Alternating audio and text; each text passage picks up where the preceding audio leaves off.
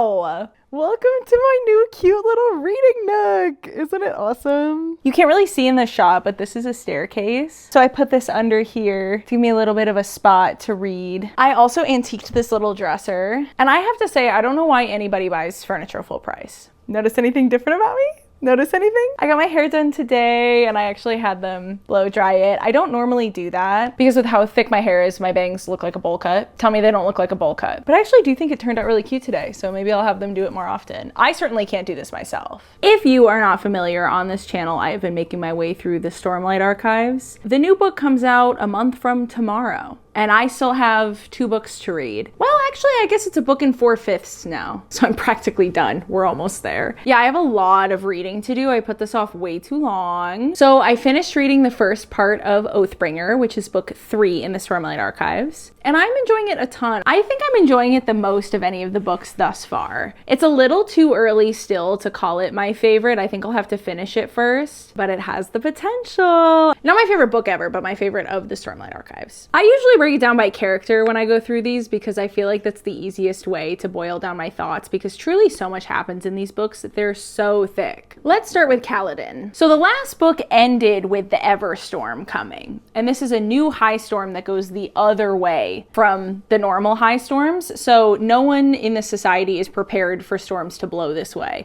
A lot of the infrastructure is built with all the walls and stuff protecting them from the storms coming a specific direction. So the storms coming the other direction is going to be devastating. So Kaladin sets out to fly home to protect his parents from the Everstorm. Now at the beginning of this book, we find out that Kaladin did not make it there before the Everstorm hit because he's not as efficient with his powers, and so he used up all of the stormlight he had before he got there, and he ended up having to walk the last little bit. So he did not make it there in time, and he's pretty convinced he's going to show up to find a bunch of devastation, that the Parshmen will have attacked the humans and maybe killed them, and that he's going to find his parents dead. Now to his shock, this is not what happens. The Parshmen did not attack the humans. They in fact just ran away, and the humans are pretty convinced that they just ran away like in confusion. The humans didn't even realize there was anything weird going on with the Parshmen. He does find his parents and find out that he has a new little brother, I believe. I think it's also a boy. I'll admit to you, didn't put that in my notes and I don't quite remember. But he has a new sibling and he feels very protective over this sibling,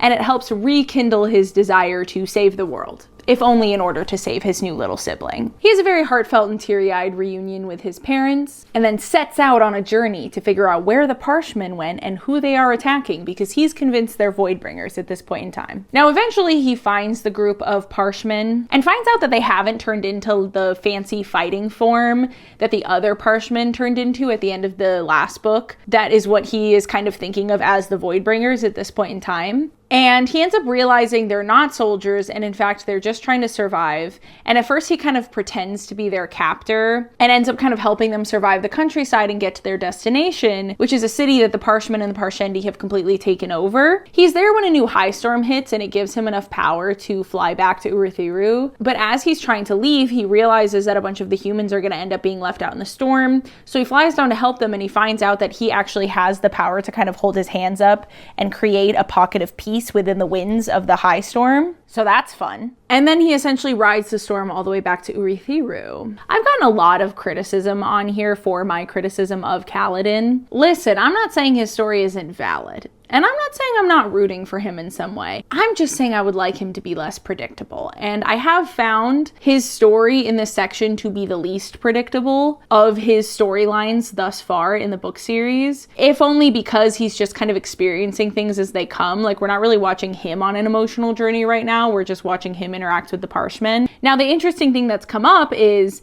that the Parshmen that he was interacting with have told him that they essentially weren't really able to think for a long time, and that even though they don't really understand why, they on some level understand that it's something that the humans did to them, and that now that they have their ability to think again, they refuse to be enslaved, and they're planning on fighting the humans in order to protect themselves. And this is gearing us up for the age-old question, a question that's asked in many a book, especially a book with a war. One that we talked about with the Hunger Games, one that we talked about loosely with Twilight, one that we talked about in Les Mis, and now we're here with this one too, which is, what makes us the good guys? It's a genuine question. What makes us the good guys? Are the humans the good guys in this story? It seems as though Brandon Sanderson is teeing us up for some information that maybe implies that the humans are not the good guys in this situation. I'll admit to you that I have read a little bit past part 1 because I had a hair appointment today, and so I brought the book and I read a little bit of it while I was there. It really does look like a bowl cut.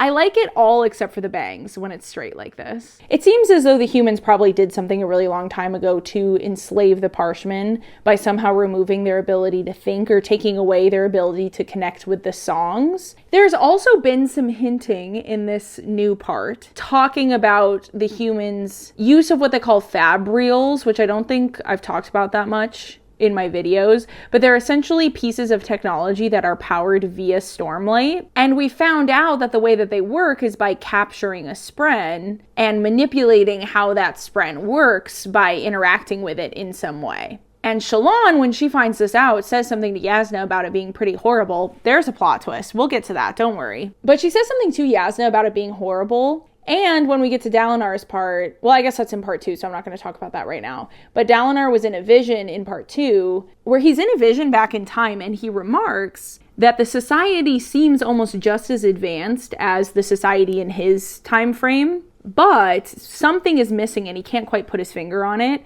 I think that thing is going to be like the fabrials and the use of stormlight. Maybe we're going to end up with some kind of twist. I don't know if it'll be at the end of this book or if it'll be in the next one or the next one, the next one, the next one, the next one. Who knows? There's going to be a lot of books in this series, but at some point, I think there's going to be some sort of plot twist where it turns out the humans are like kind of the big bad, and we enslaved the Parshmen, and we enslaved the Spren, and we were the ones who created enemies out of everybody, and if we hadn't done any of this, that none of this infighting would have happened. And that would be kind of fun. I would appreciate that plot twist. I always appreciate the conundrum of where is the line in war and what makes us the good guys and how do you know that you're fighting for the good guys? I love that moral question, and so I am buckled up and ready to watch Kaladin battle that. I get the sinking feeling that he's going on another hero's journey. I think this joke that Brandon Sanderson is just going to keep sending this man on a hero's journey is turning into a reality, so I'm just going to have to deal with that.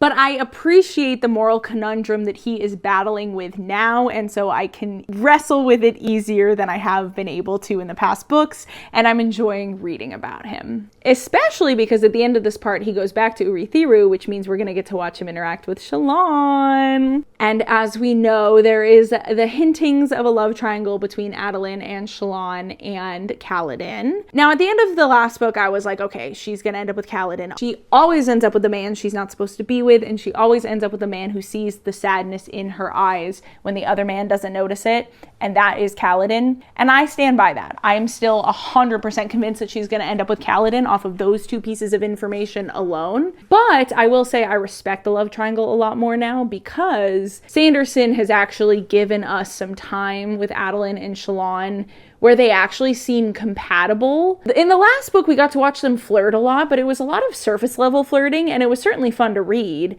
But as soon as Kaladin came into the picture, it just seemed like he emotionally bonded so much stronger with Shallan right away. And then they had all this time bonding in the chasms. And by the end of it, it's kind of like, okay, obviously she's going to end up with Kaladin. Why do I even care about her and Adolin anymore? So when Kaladin left at the beginning of this book, I was like, ugh, I'm going to have to read about all this time of her and Adolin, knowing she ends up with Kaladin. And I have to say, respect to Brandon Sanderson because he has sold me a little bit on the idea of Shallan and Adolin, and I may or may not now be actually torn about which man I want her to end up with. This rarely happens to me with love triangles. I typically hate love triangles in books. I'll be completely honest with you, but he has somehow made me root for Adolin and Shallan. They've had a lot of really cute moments. They've had a lot of really fun bonding sessions. We even got a hilarious moment with Pattern where Shallan jokes that Pattern is their chaperone because they're alone together, and so she tells Pattern to be their chaperone, and it takes him a second to realize what that means, and while they're in the middle of a conversation, he's like, oh, you want me to stop you from mating? And then he just goes, no mating, no mating.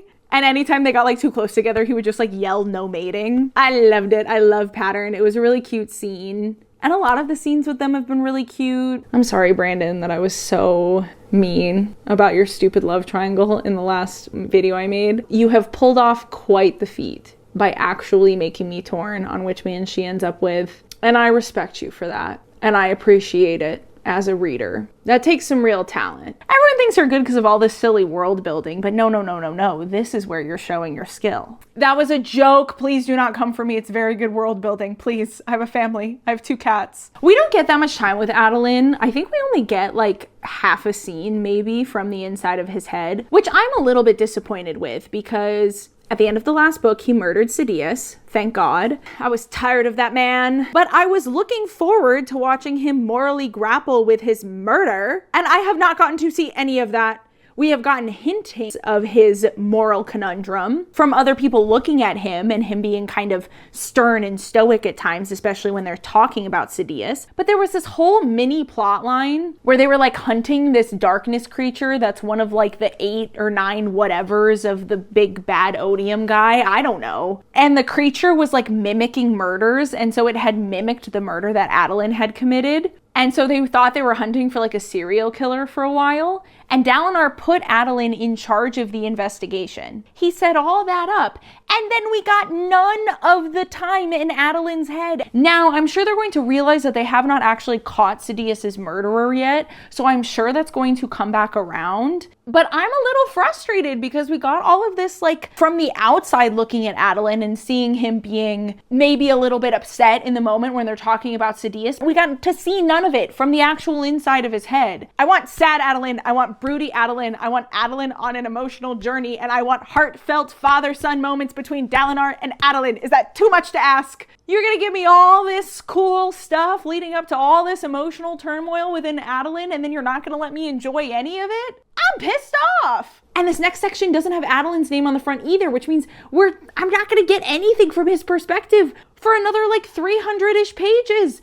I wanna know what's going on inside of this man's skull. Let me in. Let me in. Next we have Shallan. I love Shallan. Mostly because I love Pattern, but I do also actually really like Shallan as a character. Pattern's just like generally a very enjoyable character. He's very goofy. He's very funny. He still does the thing where he's like, delicious lie, great lie.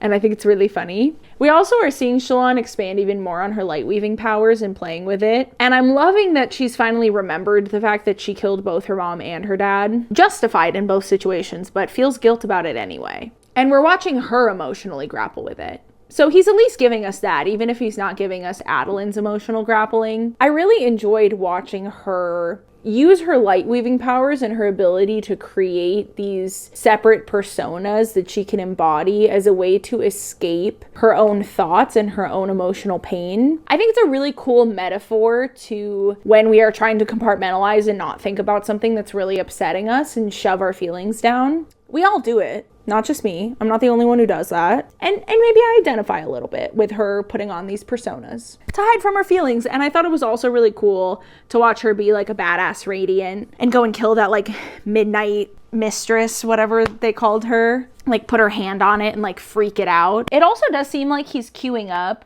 There are 9 of the whatever they're called. I don't remember what they're called. I'm so sorry. And so with Odium, that would make 10. So they showed this creature as essentially an opposite of Shallan. They like understood each other and had like similar but like opposite powers in a really cool way. And it almost seems like what he's queuing up is that each of these 9, are they like soul or shadows? The 9 shadows? That doesn't seem right. It's like the 9 shadows of the champion. But then there are like 9 of these, I don't remember what they're called. They're like these demon things that are like Odium's demons of some kind. I don't know what they call them. And so it seems as though maybe each order of the Radiants is going to have like an opposite. And so I'm wondering who Odium's opposite is. Is it going to be Dalinar? So that would make Dalinar the opposite of the champion probably, because I do think Dalinar is going to end up being the one to confront him. Dalinar himself has already thought that he wants to, but then he realized that it's possible that Kaladin would be a better choice. Because their grand plan is to convince Odium to put up a champion and just fight him instead and buy them time. Seems like a bit of a crazy plan to help stave off the end of the world.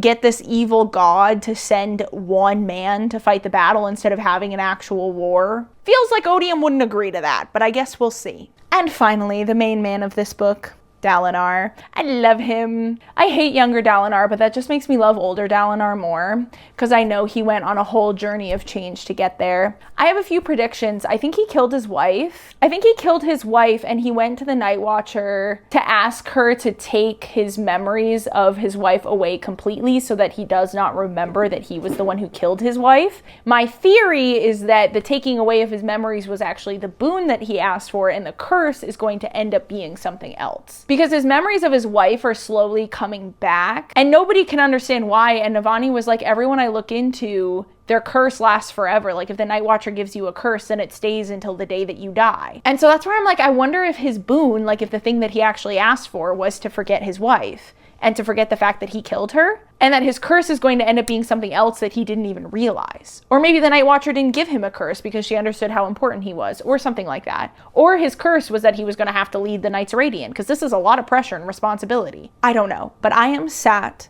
and I am ready to hear how young Dalinar becomes old Dalinar, to see what actually happened between him and his wife, and to see how it all plays out. Those are my thoughts thus far. All in all, enjoying it a ton. Can't wait to keep going, and I will keep you guys updated. Hello, everybody. We are on our way to Los Angeles, California, to visit my bestie. We're actually on the back half of the drive. I forgot I wanted to do this while I was driving. I also know the angle's weird, okay? I'm not being a perfectionist about it because I don't want to be messing with it a ton when I'm driving. So I went with something that felt super stable, even if it's a little wonky. The reason we're doing this now is because I finished part 2 last night, and knowing myself, if I wait all the way until I get back from LA to film my thoughts on it, then I'm literally gonna forget everything that happened, and I'm gonna be like, I don't even remember. So I thought 2 birds, 1 stone. I gotta do this drive anyway, and it's a long drive. It's gonna end up being 7 hours by the time I'm done. So let's talk about Oathbringer. So I finished part 2 finally. I thought I would finish it a lot quicker, but then a lot happened this week in the news. A lot's been going on. Emotionally, somewhat difficult.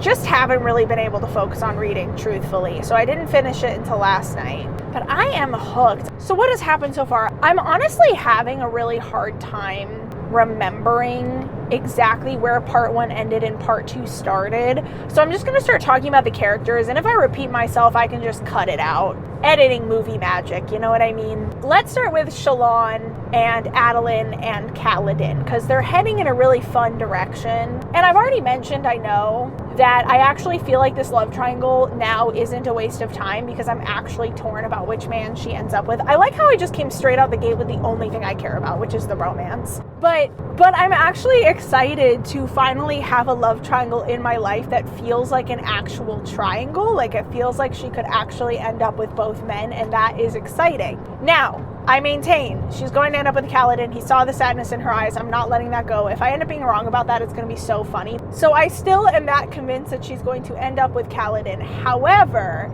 he has actually successfully really made me want her and Adolin as well. So it feels like a very real love triangle, and I'm actually torn, and I'm actually kind of bummed that she can't end up with both of them. But I'm excited because they're all about to go on this big mission to Dalinar, and it's going to be like the 3 of them with the king and a few other people. And if he does not play with like jealousy and the love triangle, and if we don't get time in Kaladin's head where he's all like jealous of Adolin and Shallan, and if we don't get time in Shallan's head where she's like low-key pining after Kaladin, and if we don't get time in Adolin's head where he's low-key like, wait, is something going on between the 2 of them? I'm going to be so upset.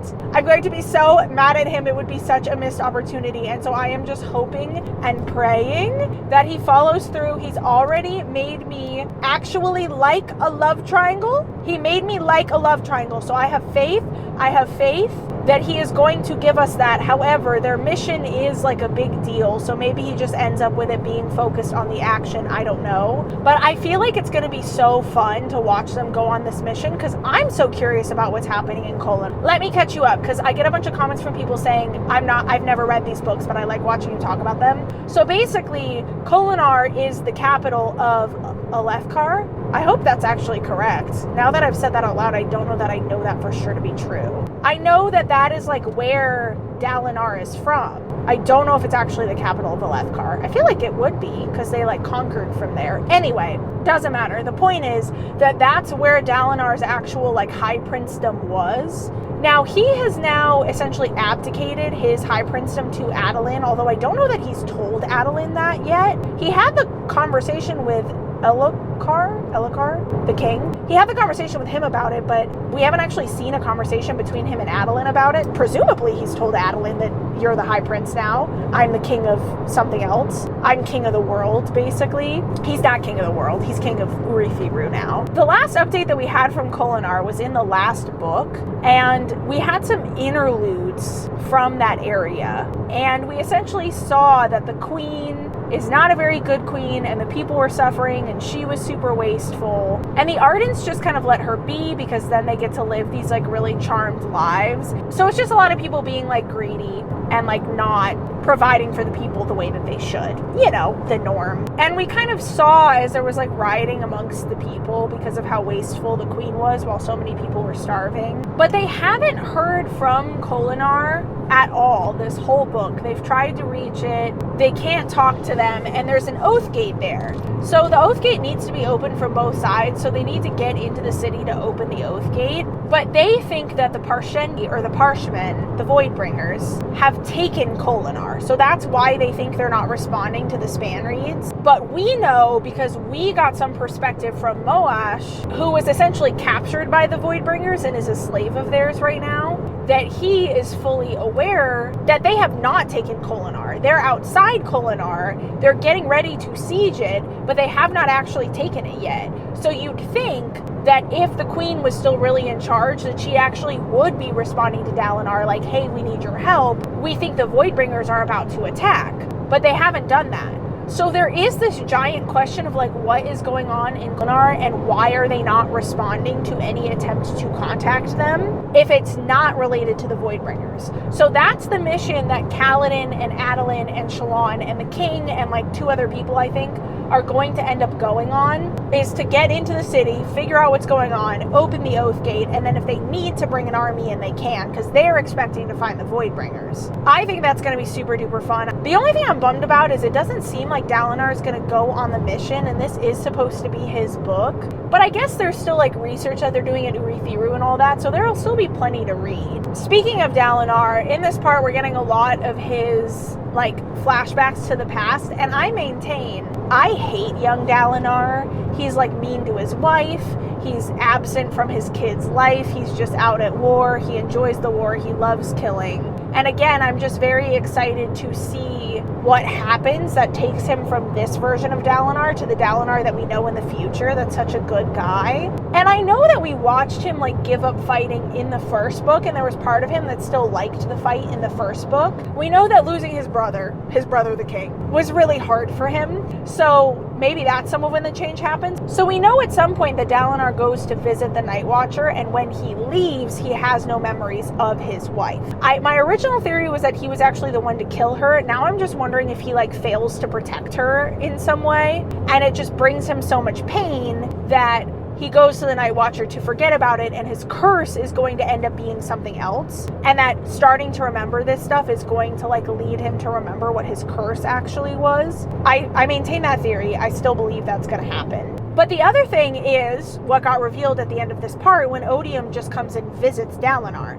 Now, I will say, it was fairly anticlimactic for an Odium introduction. I was a little bit disappointed with that. I would have liked a way more dramatic standoff the first time we met Odium. I'm not very scared of him right now. I know supposedly, allegedly, he like showed Dalinar this version of himself that was really terrifying, but I'm kind of with Dalinar because he says at one point, like, now that I've just kind of seen you in a human form, I'm not that scared of you. And I feel the same way. I'm like not that scared of Odium right now, you know? But But the conversation between them was cool because it established that the Night Watcher is a spren of the equivalent power to odium and honor, which is interesting. And it also established that odium needs dalinar to release him in order to come to full power and really like take over the world, because dalinar has bonded with the Stormfather, who is a leftover remnant of honor, and honor locked odium away somehow. So odium needs dalinar to voluntarily release him.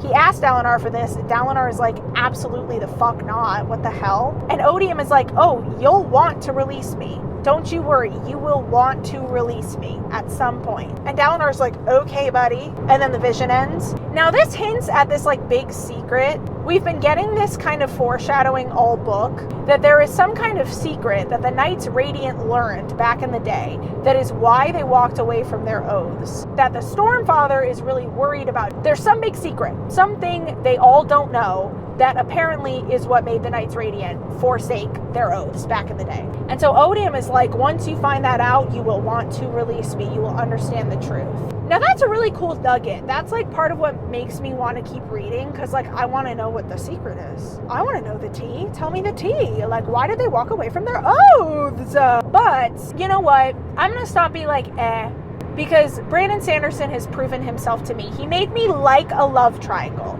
And that brings him into a tier of author that very few exist in.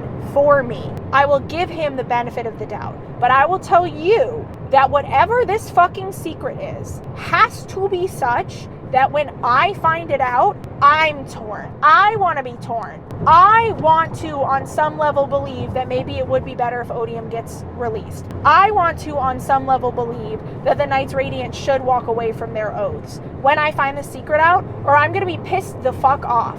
Because there is nothing more annoying to me than when you're watching characters wrestle with an emotional battle where the answer is so obvious. And I don't just mean like go on an emotional journey, because obviously I love when characters go on emotional journeys, okay? I adore that, clearly. If you could not tell by now, kind of my favorite thing. But I more mean when a character is really wrestling with a moral question, but you, the reader, are like, no, the answer to this moral question is really obvious. And so the thing that I'm worried about is that it's going to be something where like we, the reader, is like, no, obviously don't listen to that. Obviously don't release dalinar. Obviously don't walk away from your oaths. But the characters are going to be like, oh no, should I release odium? Should I walk away from my oath? And I'm just going to have to read that for like 100 pages before they all come to like the right conclusion.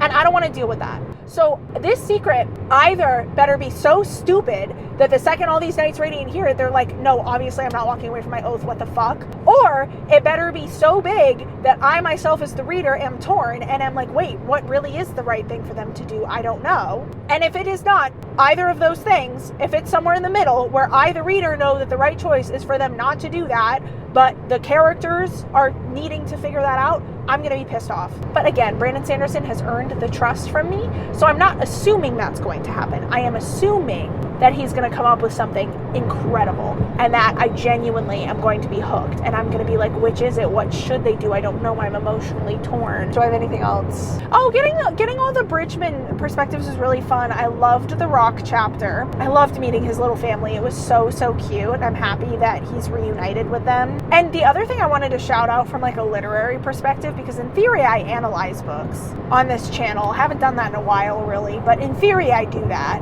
A really cool little like niche, like nuance thing that I've noticed is that with Shallan, when she's, you know, in her personas, when she's like taking the face of somebody else and is pretending to be someone else, she goes by different names in these different personas. And in the internal monologue that we are reading, where we're getting the third person perspective, she is referring to herself in the third person by the name of like the person she's taken. I don't know if that sentence made sense. So when she is Vale, which is like one of her characters, she can like she can essentially transform, right? Make herself look like something completely different. So when she is Vale, then in her mind it'll be like Vale walked up the stairs, Vale turned left. You know what I mean? Like she's referring to herself as Vale and not as Shallan. In the Rock chapter we got to see that too, because his name is actually some really long Horn-Eater name, but they all just call him Rock because it's easier to say in like our accent basically, or whatever the Alethi accent is. But anyway, in Rock's chapter, he referred to himself as Luminor, which is like a shorter version of his long Horn-Eater name.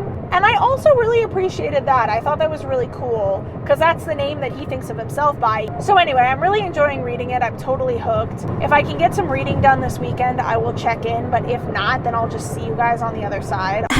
I'm sick. I wish that was a joke. I got the Rona. I just got back yesterday from visiting my lovely bestie in LA. She gifts me with so many things in this life. She gifts me with friendship. She gifts me with joy, with laughter, with love, an abundance of love. She also gifted me with coronavirus this time around, which I think is pretty rude, but shout out to the joint flu COVID vaccine because she was down for the count and I'm actually feeling pretty okay. I was not feeling sick yesterday, if you're wondering why I traveled sick. I actually felt completely fine and I was driving, so I figured it was okay. I wasn't going to be on a plane. And I thought maybe the vaccine completely protected me from it. I stayed with her for days and I didn't get sick. Woke up this morning, not the case. Boom, I'm sick. So anyway, normally I wouldn't push myself to film when I'm not feeling well, but I want to continue reading. So I have to update you guys on part 3 because I finished it in the car. I listened to the audiobook. Side rant that no one cares about. I'm not an audiobook person, but I don't know what it is, but it's just like it's hard for me to listen. It's hard for me to like understand what's going on.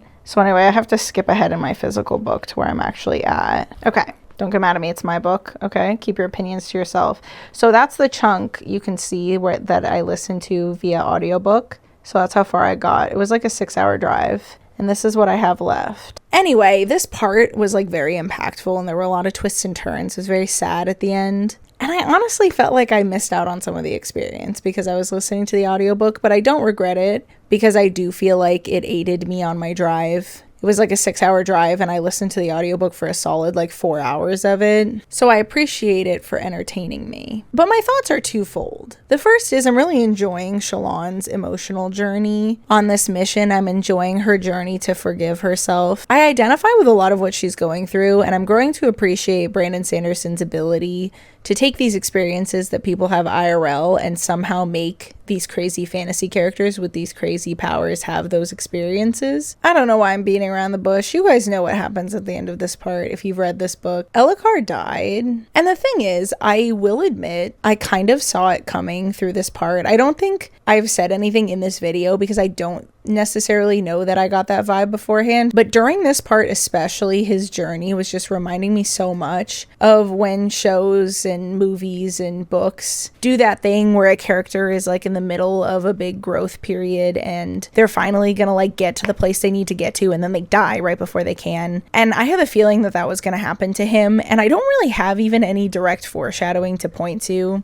You can decide whether or not you believe me. If you've been watching these videos in order, then you know I edit these after I finish reading the book and I leave in all of my crazy theories. I have no reason to lie to you. I have no pride about any of this. If I turn out to be wrong, I'm wrong and I have no reason to lie to you.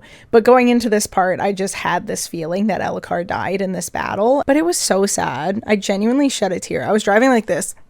I was driving like if somebody looked into my car and looked at my face, I was like as I was driving. At the description, it was really sad. He died protecting his son and he was about to say the words, and if he said the words he would have become a radiant and that would have meant that he could have used the Stormlight to heal, but Moash killed him before he could. One of my friends who's really into this book series, I texted him about it. He told me that there's like whole subreddits dedicated to like how much people hate Moash. I'm like, oh, I'm gonna go join those. And chat with you guys about how much we collectively hate this man for everything he's done. You were forgiven so many times, you were given so many chances, and yet you held on to your stupid grudge and you killed a man who didn't deserve it, and I hate you for it. Kaladin like freezes on the battlefield because he realizes that nobody there deserves to die and has this whole like moment where he can't keep fighting, and so I think we're gonna have a lot of guilt from him moving forward, both because he was the one who didn't turn Moash in for being a traitor and let him like leave the Shattered Plains instead, but secondly because he froze up and maybe could have done something in the moment but froze up and like wasn't able to fight. So I think we're gonna get a lot of emotions from him, but maybe not for a while,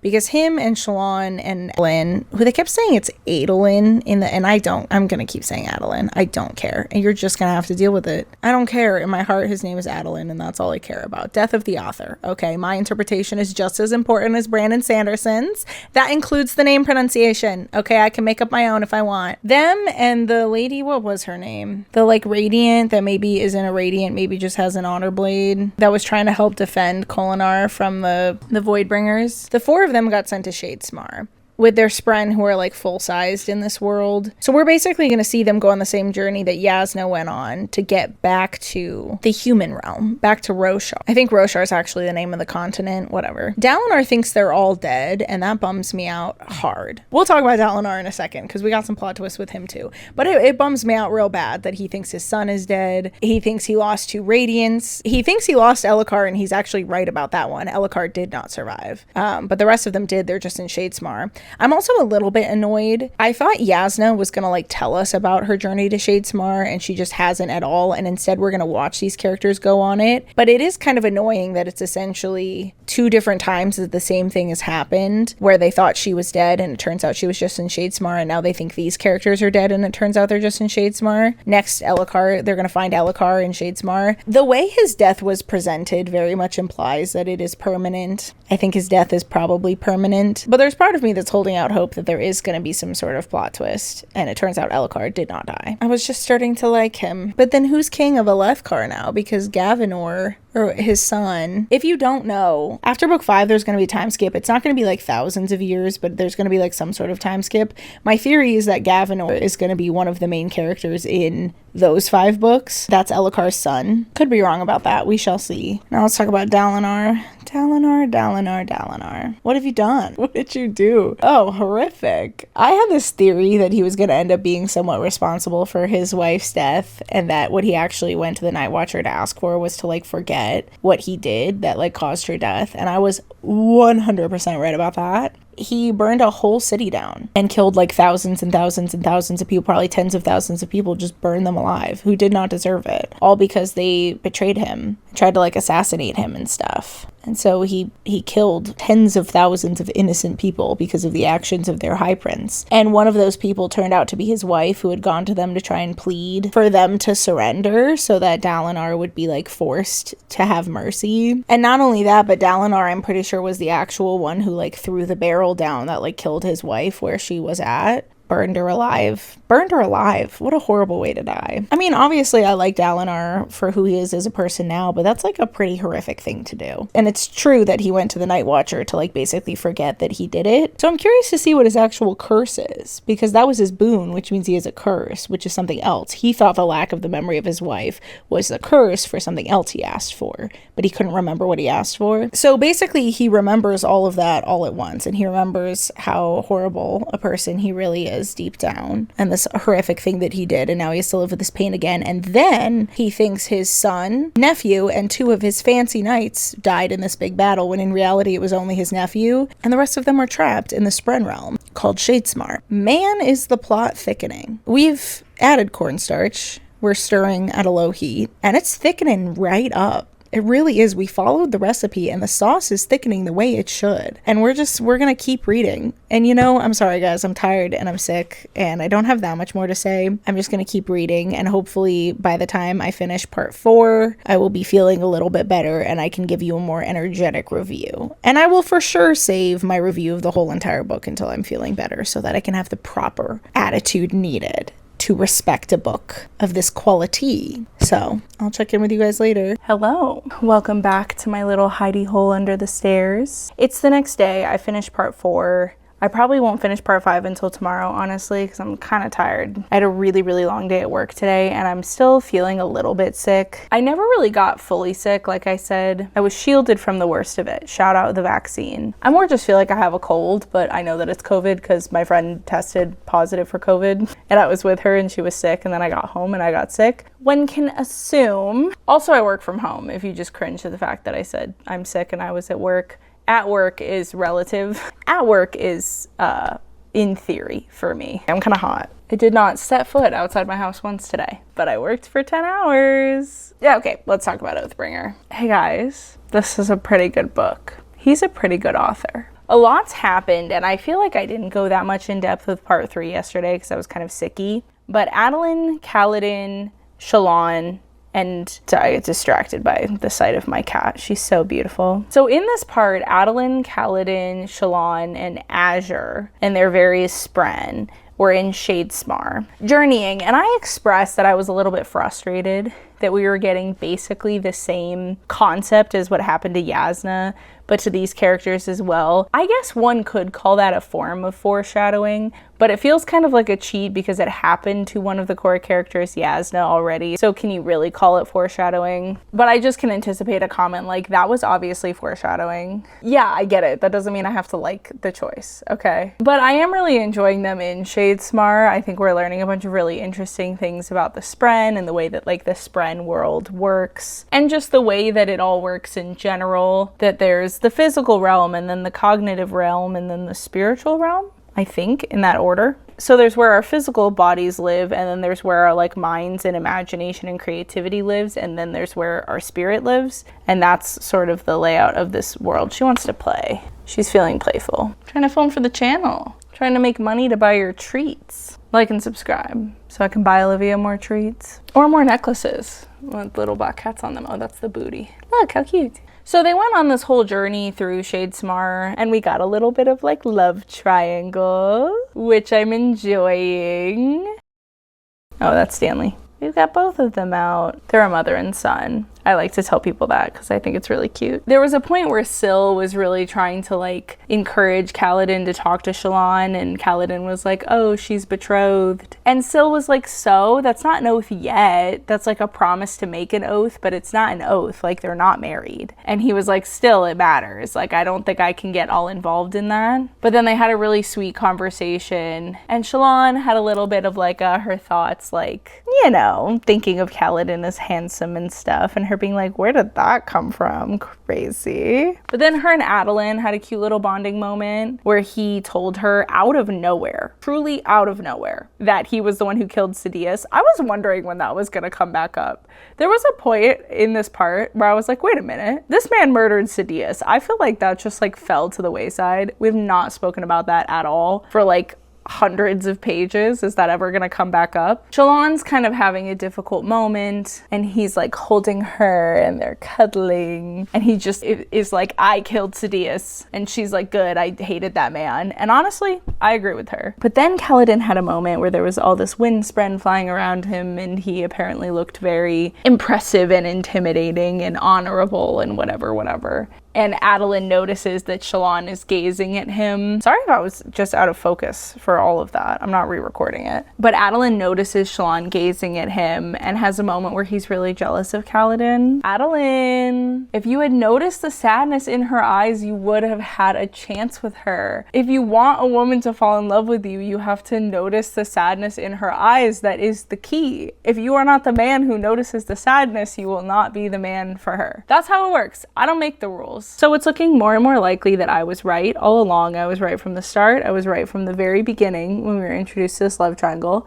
She's going to end up with Kaladin. Turns out Syl is some like super fancy, important person amongst the Honor Spren. And they explain that she's essentially the only living original daughter of the Stormfather. So there was Honor, and then when Honor was dying, he passed some of himself to the Stormfather, and the Stormfather created a few Honor Spren. All of them died in the Recreance, which was when the original Knights Radiant abandoned their oaths, except for Syl. And then Syl was asleep for a really long time, and they found her again. And so she's like very dear to the Stormfather, so when she first escaped and bonded with Kaladin, it was like, we have to find her, but now the Stormfather's cool with what she's doing. In fact, he's bonded with Dalinar, who we will get to in a second. And their whole journey, their whole plight was to get to an oath gate where they could maybe transfer themselves back to the physical realm. And there's a whole enemy army camped right around it of Voidbringers. I don't know how they're gonna get to the oath gate, but I'm excited to find out. There's only like 200 pages left, I think, less than that. There's like 1295 in this book, and I'm on page 1129, 160 pages. So the other main thing that happened in this part is that we got a bunch of stuff from Dalinar's perspective. Now, at the end of the last part, Dalinar like remembered how his wife died. And by that I mean how he killed his wife in a horrific fire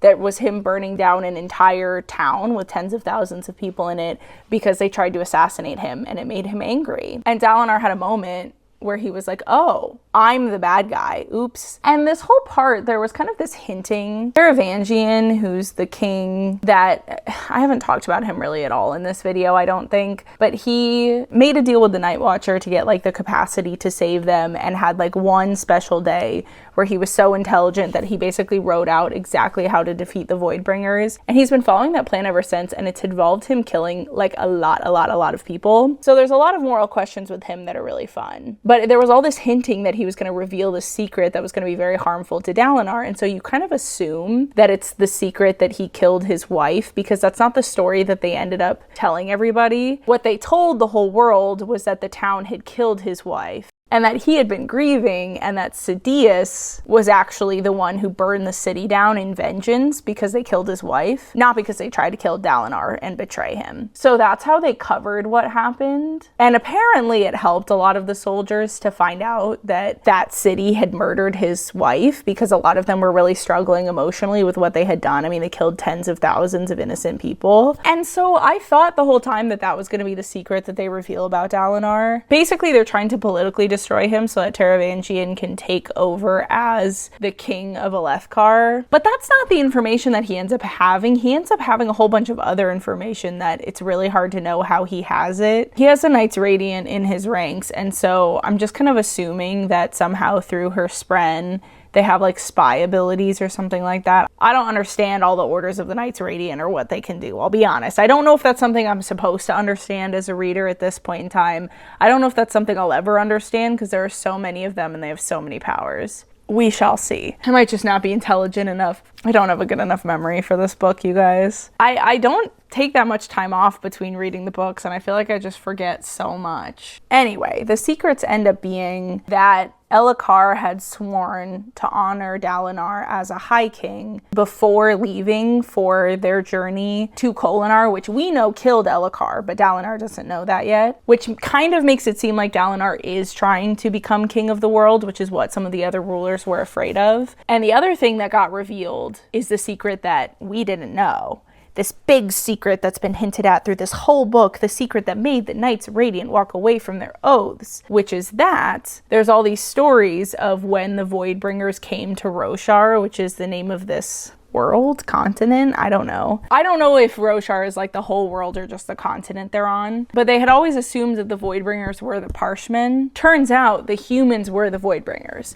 So the Parshmen are the native species to this planet, and the humans are the ones who invaded. And it turns out it's because their surge binding had destroyed the world that they were from. And so Dalinar finds out from the Stormfather that it's not just because they found out that they were the invaders, that they might have been the bad guys, but also because they found out that it was possible that by continuing to use their powers, they were eventually going to destroy this world. I don't really understand how, but that the combination of those two things is what made the original Knights Radiant walk away from their oaths. And those two pieces of information do end up kind of breaking apart the coalition. I have faith that Dalinar will save it, but some of the rulers were worried about the dangers of using the Oath Gates, and other of the rulers were kind of afraid that Dalinar was trying to like become emperor of the entire planet. And so these two pieces of information kind of perfectly play on everybody's fears, and they're like both staring at me. And the coalition seems to kind of be upset and maybe disband a little bit. I mean, these are the sorts of moral questions I love in books. How do we know we're the good guys? Are we the good guys? And you're put in a situation where you might have to confront the fact that maybe you are not the good guys, but that doesn't mean you want to allow for the destruction of your entire species. So we have that kind of twofold here. We have that with Dalinar and his history and his past, and finding these things out about him that make us question his morality as a person, but also the fact that the Knights Radiant themselves maybe weren't exactly a force for good in their origin. But again, admitting that they're the bad guys and allowing the enemy to defeat them means just allowing the humans to be completely wiped out. And that's obviously not something that anybody wants. So they'll fight, but they're maybe losing some of their energy, their steam behind the fight. This further stamped by the experience Kaladin had at the end of the last part, where he starts to really struggle to fight the Parshmen because he sees friends among them and really struggles with the emotions of feeling like if everybody there just stopped fighting, that they could like chat with each other and get along and nobody had to die. So I am very curious to see where the series goes further. I haven't checked who the next book's main character is because one of my friends told me it's like kind of a spoiler, and I don't know what they mean by that. I don't know if it's just a character that I don't think is going to end up becoming a big deal, or maybe there's someone that it was implied already died or something. I don't know. Maybe it's Elhokar, maybe he isn't dead, but it's cool. I'm very curious to see how this book ends. I'm excited to finish it tomorrow. I have about 160 pages left, like I said, and I'm not going anywhere because I have COVID, so I will for sure finish this book tomorrow. But the last thing I wanted to talk about, of course, if you are a consistent watcher of these videos, you are screaming at the screen right now that I did not mention that we got chapters from Seth's perspective. Seth. I love Seth. Every time I mention him, I just have to like emphasize, it's not that I think that he's a good person, but all of this stuff we're talking about what makes a person moral, what makes them just, it really feels like that's kind of the core theme of this series as a whole. It's a question we're really starting to attack, which, as we know from my videos on the Hunger Games and what I've said about this series thus far, is one of my favorite complicated questions to answer, that like morally gray area of what makes us the good guys, what makes us the bad guys. Not an easy question to answer. And Seth is so interesting to me. And I know I'm not gonna get his full backstory until the new book that's coming out in like 3 weeks at this point. I've gotta get reading, you guys. Rhythm of War is sitting right here taunting me. I have to finish this, I have that amount left, and then I have to read this whole thing by December 5th. And honestly, I should finish it a little bit before that because there's some of the new book out already, and so I could read it before the day the book actually drops, because obviously I'm going to want to get the video out quickly after the book drops. So it would help me a lot if I could read those pages ahead of time. I have reading to do. So I know I'm not going to get Seth's full backstory, but basically we get to see him join this order of the only Radiant that really like stuck around and kept an order of the Knights Radiant going through all this time. He goes by a bunch of names and I've honestly forgotten all of them, but he's the Herald of Justice, and he's basically dedicated his entire existence to killing any Knights Radiant that surge bind so that the Knights Radiant don't come back in full force, because they would bring back the Voidbringers. And so he has failed in staving off this desolation, the final desolation, which is happening right now. So in the beginning of Seth's chapters, we get him starting to join this order, and then we get kind of the reveal that the Voidbringers are back and that this guy failed. And we kind of left him off about to swear his third oath, which apparently they all have a slightly different one, and it's part of like the basis of what they use to define justice. So I think as we conquer this question of what makes us the good guys and what is justice and what is the right thing to do and what does that even mean, I feel like Seth is going to become more and more and more important a character in that conversation, because him and the Order of the Knights Radiant that he's becoming a part of have such a strict sense of justice, but they seem to all use slightly different metrics for that, which I think is really cool. And I think there will be a lot to unpack there, and I'm excited about it. I think this is my favorite book of the three of them, and I'll be finishing it tomorrow. Hey! I am once again attempting to light my videos for real, instead of just opening my window like I normally do. I figured this was a safe clip to attempt that on, because if you're this far into the video, you're not gonna click out because the lighting is bad. No, you're committed at this point, and so am I. Let's see this thing through to the end. I'm not really sure why I decided to light the bottom of my desk, but at this point, if I mess with it more, I will lose my mind. So we're going with it. What do you guys think? Give me feedback. I'm gonna tape these lights in place so I can't move them, because every single time I end up moving them, like, I'll remember where I put them, and then I spend like 45 minutes setting them back up. Anyway, I have my notes here. I finished Oathbringer. What a crazy ending. That was wild. These books are on a trend of being pretty good, being entertaining, hooking you in, having about 1,100 pages of interesting book, and then just slapping you in the face in the last 100 pages, but in an enjoyable way. Slapping you in the face, but you're into that. And I had a blast with this one. I do think Now that I have finished it, I can officially say this is my favorite of the 3. I will never forgive him for making me read 3,600 pages thus far, and there's even more going forward. But they were entertaining, so. What a wild chain of events. Normally I go through character by character, and I'm gonna do that again here today. But I did quickly want to say first, the way the whole battle played out, the ending was a big battle at Phelan City. I have decided, because the Parshmen, the Parshendi, have so many different names, I'm going to refer to the Parshmen that aren't fused as listeners, because that's what they refer to themselves as, so I feel like it's the most respectful. And then I'll obviously refer to the fused listeners as fused, because they are slightly different from the regular listeners. And then the humans will be the humans, and that way we always know who we're talking about. So Odium and his little squad of listeners in the fused are about to attack Phelan City, and Venli, who's a listener whose point of view we get sometimes throughout the book, and another fused are saying to Odium, hey, we don't really think the army wants to attack Phelan City. And so we're not really sure this battle's gonna go super well, plus they have a whole army standing right there. And Amaram and Sidious's army. Remember that Amaram took over as High Prince of Sidious's camp. I actually don't know if I've said that through the video, so I don't know if you can remember that. There's so much in these books, you'll have to forget me if I forget to mention things that end up becoming important. Adeline murdered Sidious at the end of the last book. That ends up essentially not coming up at all. And Sidious's wife names Amaram as the new High Prince. So Amaram is in charge of Sidious's army, and they are parked on the beach ready to fight the listeners. And then Odium is like, oh, we're not going to attack with this army. I brought a whole different army. And then he brings out all these evil spren, and they take over the bodies of the human army. And then the humans turn around, and they're the ones that start attacking Phelan City. And along with these giant stone creatures that they're calling thunderclasts. So that's a sick plot twist. I did not see that one coming, and I truly was reading my book like this. And things were looking dire. You have Adeline, Shallan, and Kaladin all stuck in Shadesmar. Adeline is pretty gravely wounded, though he's still in high spirits, because that's just who he is as a person. I don't know how he was in so high of spirits with a hole in his stomach, but I'll allow it, because he's hot. Yasna is about to murder Renarin, because it turns out Renarin has bonded with a corrupted spren. That's right, he's not a regular Knights Radiant. No. There is something up with his spren, and it seems to have something to do with one of Odium's unmade.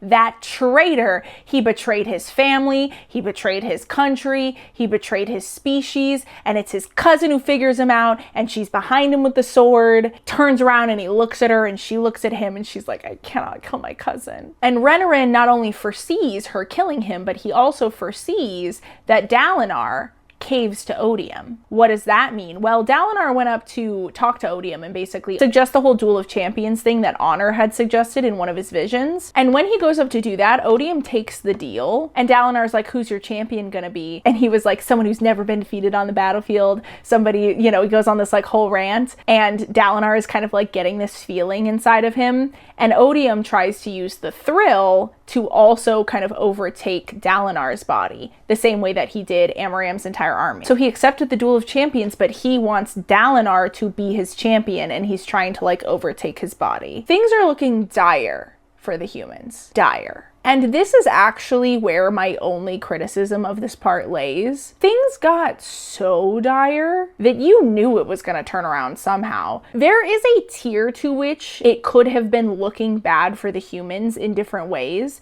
that I could have believed that they would have gone through with the battle. At the end of the last 2 books, they've had these giant battles where a bunch of humans have died. So I could believe that they would do the same thing again. He killed off Elhokar, so I could also believe that he would have killed off Adeline or something like that. In fact, I was low-key afraid for like 2 seconds that he was going to kill off Adeline, and I was ready to riot. Don't kill him, he's hot. But anyway, I did genuinely believe that Yasna was going to kill Renarin, and there was part of me that believed that it was possible that Adeline was gonna die. But as things got more and more dire and were looking more and more scary, there reached a point where I was like, something's gotta give. Something crazy is gonna happen and it's gonna end up rescuing them. Because I'm sorry, Brandon Sanderson is a fantastic author, but he has the same fatal flaw that every single other author besides George R.R. Martin has, which is an unwillingness to kill off the majority of his main characters, at least up to this point in the narrative. He doesn't have that in him. And honestly, I know he says that this 5th book is gonna be a bloodbath, but I just don't believe he has it in him still.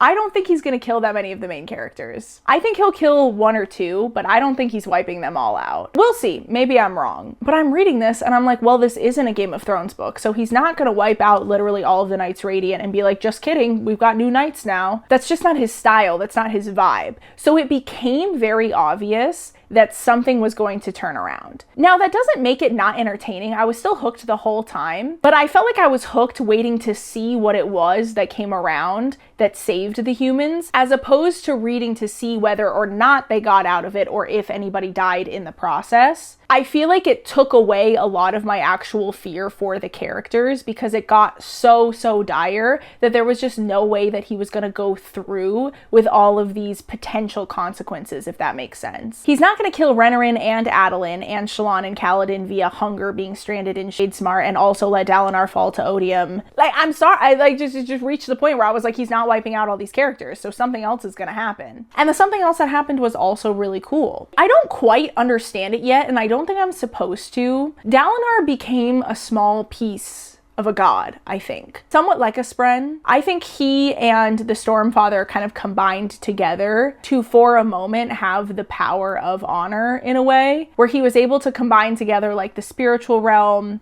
and the cognitive realm and the physical realm all into one. And he called himself Unity in the moment. Now, in that very moment, I was like, oh my god, he filled in the role of honor. He became the god that honor was. What they said afterwards implied that that's not true. So I don't think that he actually is like in full god mode, but he's at least like a demigod. He's like a mini god. He resisted Odium's attempt to take over his body with the thrill and slams all of these realms together, which rescues Shallan and Kaladin and Adolin. And then Yasna ends up deciding not to kill Renarin because he's her cousin. I know he betrayed his country and his oaths, but he's my cousin, guys. I'm just kidding. Renarin basically was like, I didn't mean it. And she was like, I know you didn't mean it. We'll figure it out. And then they hug and then they run off to join the battle. And the fact that he has a corrupted Spren literally never comes up again in the book. Hey guys, I think we should do something about that. I don't think we should just ignore the fact that he is a corrupted Spren. I feel like that's going to end up becoming a problem if we leave that alone. I just feel like we should do something about that. Just saying, but they don't in the moment. They instead run off to join the battle and help. Yasna is so powerful. She has 6 soul casting powers. Conveniently, one of the Thunderclasts, the big like stone things, rips open the bank and just throws gems all over the city. So everybody just has unlimited stormlight for this fight because there's just gems everywhere. It's convenient, but it's a convenience I will allow because it made the fight really, really fun. And it made me feel like all of the battles on this planet should be fought on a field of infused gemstones because everybody was at their peak and it was kind of really fun to read everybody at the peak of where their powers are at now at the very least. So now let's go through character by character and talk specifically about what happened with each of them and how I feel about it. First we have Dalinar. My life, my love, my everything. I love Dalinar. You guys know I love me an emotional journey. I love me trials and tribulations. I love me emotional growth. I love these things in characters. I eat it up. And Dalinar had that in spades in this book. I cannot believe that I so perfectly nailed what was going to end up happening with his story, especially because I ended up being wrong about the love triangle. And don't worry, we will talk about that. I'll get there. But I am a romance expert. Romance is my favorite genre. That's the majority of what I read in my free time. How was I wrong about the romance and so unbelievably right about what happened with Dalinar? I literally read the beginning of this book and was like, yeah, I bet he was the one who killed his wife, and probably in a pretty horrific way, and that's why he went to the Night Watcher, was to erase those memories. And it turns out that his boon was having the memories erased, and his curse is going to end up being something else. And I was right about all of that. I was right about literally all of that. Anyway, we did get the scene where Dalinar actually talks to the Night Watcher, and one of the things she says to him is something about giving Dalinar to him. Like, it almost seemed like that was the curse, unless I misinterpreted the whole thing. But essentially, Odium was planning on bringing Dalinar's memories of his wife back in the moment to overwhelm him with the pain of the memory of what he did, so that he would hand the pain to Odium in return for the thrill and become one of Odium's soldiers. So Dalinar remarks after all the battling happens that he he thinks that the reason his memories started to come back was because, oh, it wasn't actually the Night Watcher. He met Cultivation. That's right. He met the actual god, and she was the one who did all of this. And so he thinks that he started to get his memories back because this was Odium's plan. And he remarks that he had to learn to stand with the pain or he would have fallen down in front of Odium. And it was so cool. And it actually made me cry. I cried 3 times reading this last section, and this was the first time that I cried, was him resisting Odium. It was just very heartfelt, and it was just really cool to read. I think it was really well done, and it was very fun to watch him go on that emotional journey. So the other thing that Dalinar does during this battle is send Lift and Seth, we'll get to that, don't worry. Send Lift and Seth to get a gemstone that is perfectly cut in a way that it never leaks stormlight. And he goes to trap the Thrill, which is one of the Unmade, one of Odium's like demon things, in the actual gemstone. That was, I think, the 3rd thing I cried at because it was popping around all the different perspectives. That was, in my opinion, the most bizarrely heartwarming thing I've ever read. I don't know how to explain it because if you haven't read the book, it's not gonna make a lot of sense, but the Thrill is this battle rage that takes people over when they're at war in this universe, and Dalinar has experienced it many a time in his life. And there was a really long period of time where he only really felt alive when he was feeling the Thrill, and he was always seeking it out, and that's part of all what we read in this book. Stuff I didn't mention because, I don't know, I didn't think it was important, and obviously it turned out to be. But turns out the Thrill comes from one of these Unmade, and Odium had been using it to get closer and closer to the humans over the centuries so that he would be able to bond them with Spren when this whole situation came about. So Dalinar feels a lot of connection to the Thrill, and when he's actually dealing with the Thrill itself, he realizes that it doesn't really understand that what it's doing is bad. It's almost animalistic in the way it's described. It just does what it's made to do and doesn't really think about whether or not what it's doing is right or wrong, and doesn't understand why Dalinar is rejecting it, and is somewhat upset about it the way that a dog is upset if you don't want to pet it. And when Dalinar's sucking it into the gem, he's like thanking it for all of the years that they spent together. I don't know, like I said, it's like a really weird thing to describe, but I'm like tearing up thinking about it. It was actually quite moving. It was very heartwarming. Dalinar putting his pet battle rage to bed for the final time. I don't know. If you haven't read the book, you might just have to read it. I don't know if I'm going to be able to adequately describe why this felt so sweet. So that's what all happened with Dalinar. And it was awesome. It was his book, and I really feel like it felt like his book. We got a lot of his backstory. We saw a lot of his emotional journey. And what a climactic ending. And he's a god now. That's cool. Or something. I don't know. I'm sure they'll explain it more in the next book. He ascended, which kind of sounds like what my friend told me would happen if I microdosed shrooms with her. Next, let's talk about Seth. Seth, to swear his second ideal as a Knight Radiant, has to commit to a metric, essentially, to judge the law by. Like, he has to swear to follow some sort of law, but he has to decide what law that is. I think this, as a second ideal for the Justice Knights Radiant, is so cool. I think it's so cool. Hey, editing Mary here, looking crazy as always. It's funny because I actually put an editor's note in the last video I made about the Stormlight Archives, where I said that I thought that the reason I liked Seth so much was because he reminds me of Javert from Les Mis. I have done zero research into anything Brandon Sanderson has said about this series because I didn't want spoilers, and I will continue to avoid looking at that stuff until the new book comes out. But I am convinced at this point that I'm going to find him saying somewhere that he's heavily inspired by Victor Hugo and that he did model Seth after Javert from Les Mis. I just think there's too many parallels for it to be a coincidence, especially with how popular a story Les Mis is. Maybe Brandon has never publicly said that, I don't know, I guess I'll see. But at this point, I would be incredibly shocked if somebody actually asked him about it and he was like, no, that's not modeled after Javert, what are you talking about? I guess I can see when I can finally look up interviews with him after I read this new book. Because it really calls to attention how nebulous the idea of justice is. Each person's idea of what justice means is going to mean something different. What should the law be? What is right and wrong? A large theme of this book felt like, what does it mean to be right and what does it mean to be wrong? How do we know we're the good guys? How do we know that we're doing the right thing? What does the right thing even mean? That felt like a major theme of of this book, and I think that's just further emphasized by the fact that the Justice Heralds have to actually pledge to follow a specific set of rules, because there is no such thing as like a central set of rules or set of morals. That just doesn't exist. Gray areas exist in so many places in our world. We can say that murder is wrong, but what if you kill somebody in self-defense? We can say that war is wrong, but what if you're being oppressed? In this book, I already mentioned one of the big secrets that we found out is that the humans are actually the invaders of Roshar. So are the listeners actually the justified ones because they were the ones who lived on that planet originally? But vice versa, the humans have lived there for thousands of years, and the only way to get them off the planet at this point is just to completely wipe them out. Is that ethical? If the listeners are trying to wipe out the humans, is it then ethical of the humans to wipe out the listeners? The listeners were enslaved for a really long time. A lot of them are afraid of being enslaved again if they do not win the war. So if they're fighting to keep themselves from enslavement, are they then justified in completely wiping the humans off the face of the earth to guarantee that they do not end up enslaved to them again? None of these questions have clear-cut answers. I think this is further emphasized by the fact that he had the Justice Heralds commit to what set of morals they're going to be basing their idea of justice off of before they swear to follow that code of morals. They're not just swearing to be just or swearing to be moral, they have to decide what that actually means when they do it. Now, the cool thing is that Seth ends up deciding to swear to the morals of a person,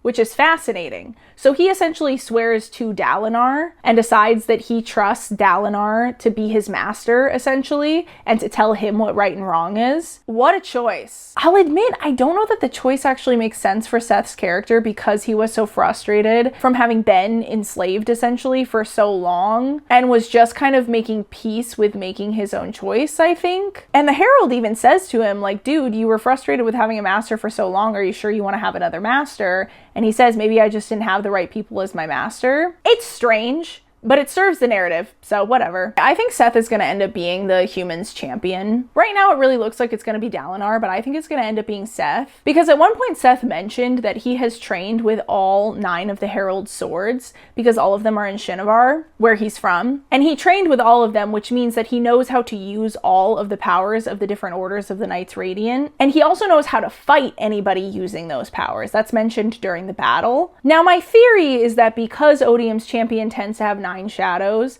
I think Odium's champion is going to be able to call upon all 9 sets of powers of the Knights Radiant and the Fused, because they're all opposites, right? So you have the Knights Radiant and the Fused, and they have all these different orders, but the orders are parallels to each other. So the orders line up. So they have Windrunner Knights Radiant, and then they have Windrunners of the Fused, if that makes sense. I don't think they call them Windrunners, but the powers are the same. And then there's also the 9 Unmade, which are all these demons. Yet it's mentioned that there's actually a 10th order of the Knights Radiant, and that's the one that they're missing. And in theory, there should also be a 10th order of the Fused, but they also seem to be missing it. Something tells me that's gonna come back up later. I have a feeling the 10th order of the Knights Radiant is going to end up becoming important. Something happened to them. Why have they not returned? I'm sure we'll find out. But I think it's really cool that it all connects together, because even the Unmade seem to have kind of a Knights Radiant counterpart to them. Shallan was able to scare one of them off because she understood them, and Dalinar really understood the thrill, and that was why he was able to lock it in the gemstone.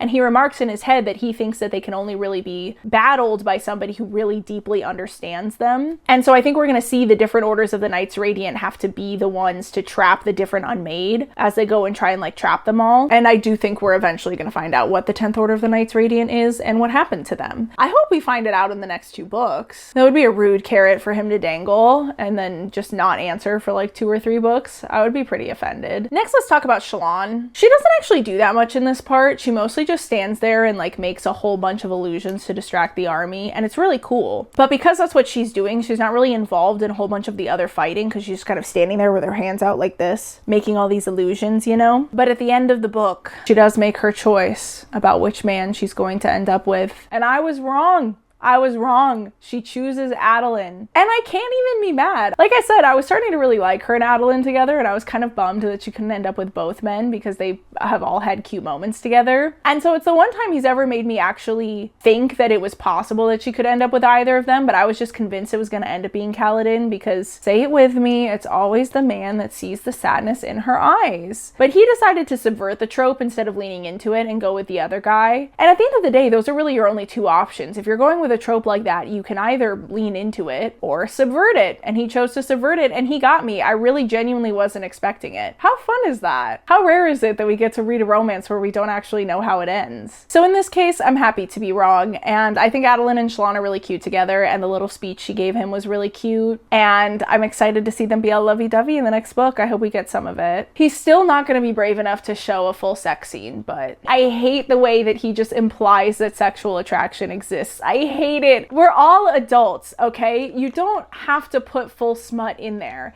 But enough with these like implications and innuendos. I'm tired of it. I'm a grown woman. Just tell me they're horny. Just give me something. I know he's not gonna. And I also know the books are already done, so it's not like he could change it now. But I just think he should stop being a coward. Don't imply to me, wink wink nudge nudge, that they're horny for each other. Just tell me they're horny and maybe show them having sex. Is that too much to ask? The only thing about the resolution of the love triangle that bothered me was Kaladin just kind of sees Shallan and Adeline making out and is like, yeah, she seems to have made her choice. And honestly, I don't think I ever really loved her. I think she just reminded me of Syl. That felt cheap.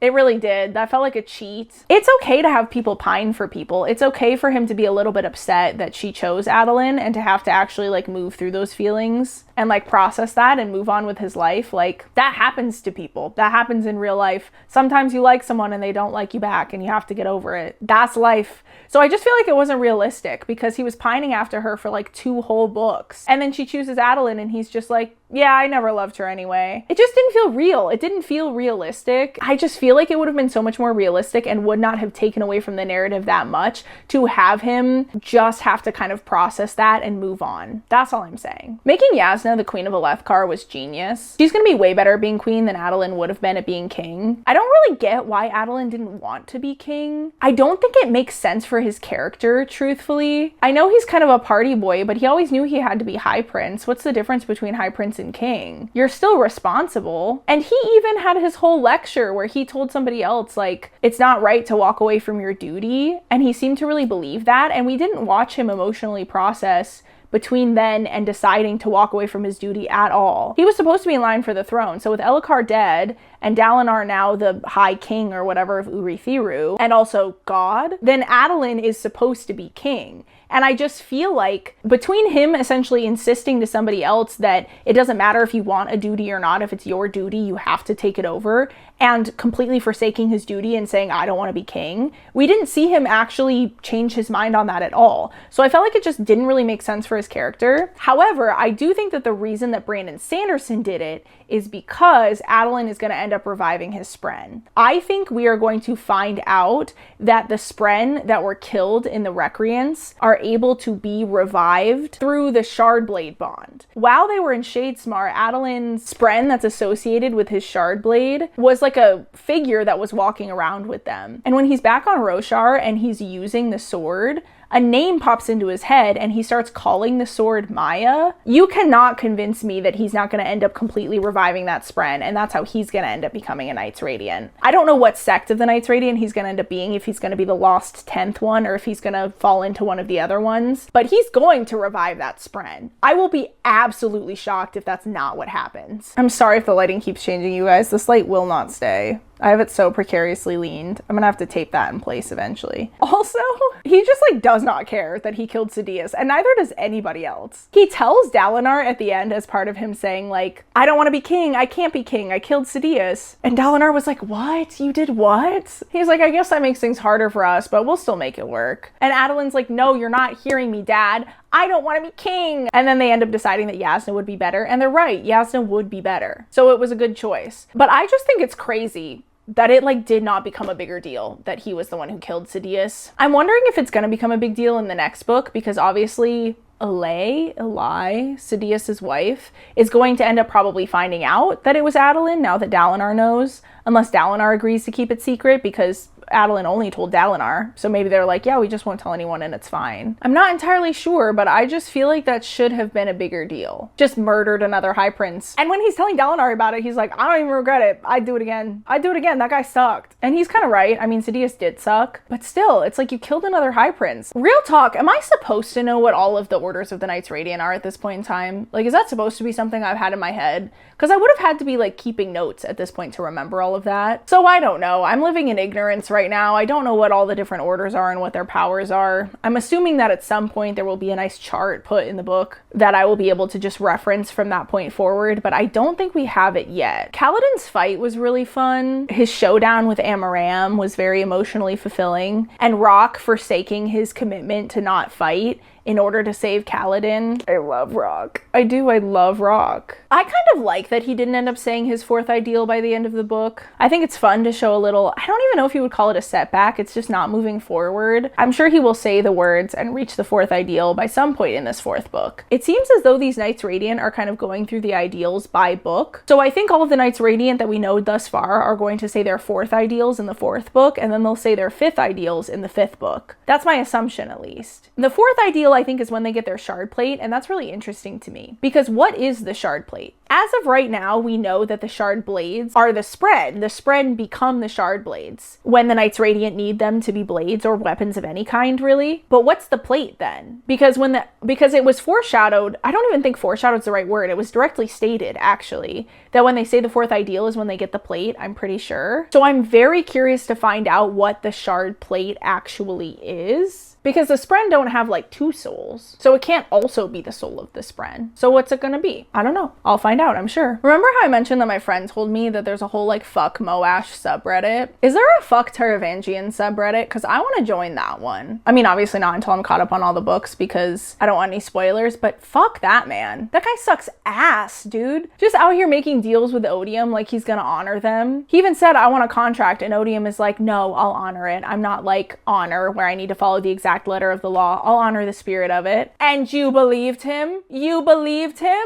He's evil incarnate. Turns out he's the void the humans brought with them. Honor is the original god of Roshar, and the humans brought Odium with them. Odium is still the void. Even if the humans are the invaders, he is who they brought with them. He is evil incarnate. You think he's just gonna honor some stupid deal? Just save my city, just save my humans? His whole goal is to wipe out all of the humans. He's not gonna honor that deal. And now Taravangian is like working for Odium to save his city, and basically is like, I'll help you win as long as you spare my city. He's not gonna do that. Like, I just, in my heart of hearts and in my soul of souls, he's not gonna do that. He's gonna betray that. I know he was on a stupid day when he did it, but he's an idiot for agreeing to that, and I hate him. The listeners successfully killed a herald. Like, killed them for real, killed them in a way where they're not gonna be reincarnated. This is important for one reason and one, well, it's important because a herald is fully dead, and that's probably gonna end up being important on its own.